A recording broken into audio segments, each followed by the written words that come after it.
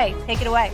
Thank you so much, Molly. It's my honor and privilege to come off vacation for this because it's worth it. Because I ain't coming off vacation for scrubs, okay? But I know I'm in the presence of a champion right here. 35-1-1 in your career, 19 KOs, undisputed welterweight champion of the world, getting ready to move up 2 weight divisions to fight Canelo Álvarez. Why are you taking that risk? Because I want to be great. I think there's no other way in this new era, this new generation of boxing, for me to step up and be great and be greater than what I've already became. Undisputed is great, it's everything. That's what every boxer's dream is. But in order for me to maximize my potential of myself and be the best that I could be, I would have to go and face Canelo Álvarez, which is a weight division 2 above me, but that don't matter. We can put in the right nutrition, the right doctors and the right people around us, right training camp, and we on. You educated a lot of us, including myself, because we got to throw ourselves on Front Street. A lot of us assumed he was supposed to be fighting your brother Jamil, who's undefeated, you know, at 168 for crying out loud. And you were like, nah, it was always this. It was always me. It was never my brother. It was always going to be me. How long have you been pursuing this fight, and how shocked were you that Canelo Álvarez agreed to do this? Well, I got the phone call. We've been in the process. I could have made a decision to fight a mandatory or, take a risk or a chance of maybe losing a belt or so. And I was just kept it in the background. I was quiet about it. I let it happen. I let it manifest and unfold.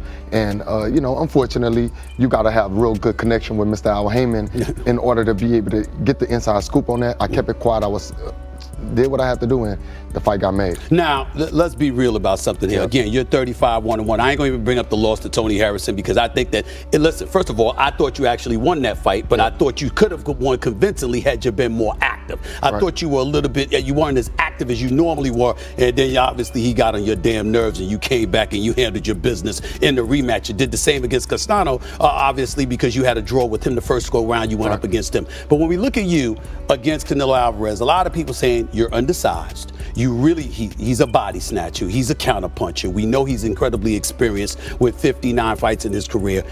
How are you going to convince folks, or do you even feel the need to convince folks how you're going to win this fight? Well, I don't need to convince anybody. I feel like I'm always going to be questioned or underdogged or whatever it is, and I'm fine with that. That make me fight harder. That inspires me or motivate me to push myself in the ring and take any chances that I got to take.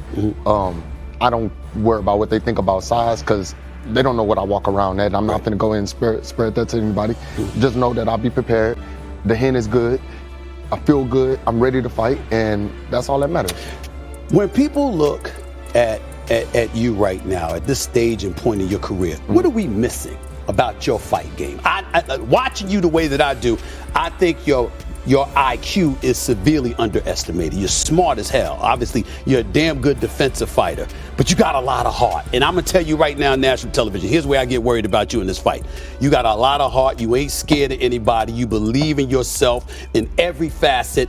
And going up against a guy that's been fighting at a larger weight, that wants somebody that ain't scared, that's going to come to him, could be a dangerous proposition for you. How do you answer that? I just think that I don't want you, first of all, to be scared, and I just think that I gotta be a little bit more patient and let everything just flow. Instead of just going in there and making uneducated decisions or moves, I have to really step around, move my body correctly, and finesse this. I'm real athletic, so I can move in that ring, and I could compete with the top when it comes out of that. So I'm really extremely focused. I'm extremely confident as well too, and I just can't get overly confident in this fight.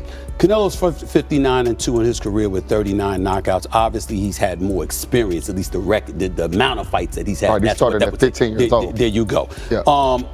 Any concerns for the fact that he's been on the big stage, and this is clearly the biggest stage for you? Again, I believe it's well deserved. It's long overdue, but any concerns at all about the experience that he has compared to what James Smith may be? No concerns. I'm not worried about. I've got experience myself, and the stage don't matter because I've seen the bright lights. I already been there before, and I've accomplished what he's accomplished as well.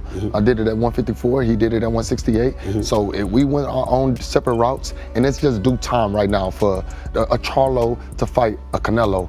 regardless if I'm the smaller Charlo, we twins and we both possess some creative things in the ring, and that's when I'll prevail. I'll show the world that why I'm great. On a personal level, talk to us about how big this fight is for you. I'm one of those people that I've been on the record right here on this show, First Take, and I've been talking about the Charlo twins. It's obviously, especially you, and I'm saying it's been long overdue. You've been waiting for this stage quite a long time.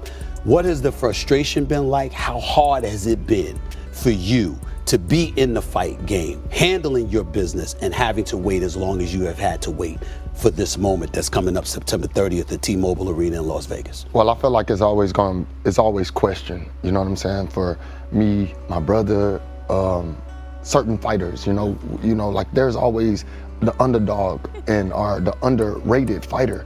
And I felt like I was always that guy. I was great. I'm doing my thing in the ring, winning everything. But sometimes just that certain people just don't get past that mark.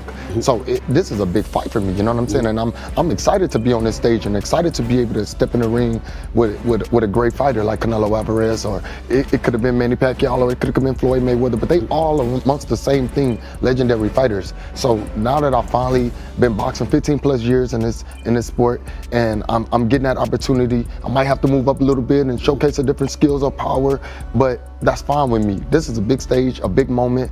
My kids, my happiness, my family, everybody, we all tuned in, we zapped in, the coaches, everybody on the same page. What do you feel you have to do in this fight? I mean, some people would believe they got to win by knockout. Other people believe they just got to win. Right. Other people believe, well, you know what, even if I don't win, I just got to make a good showing and make sure I don't get dropped.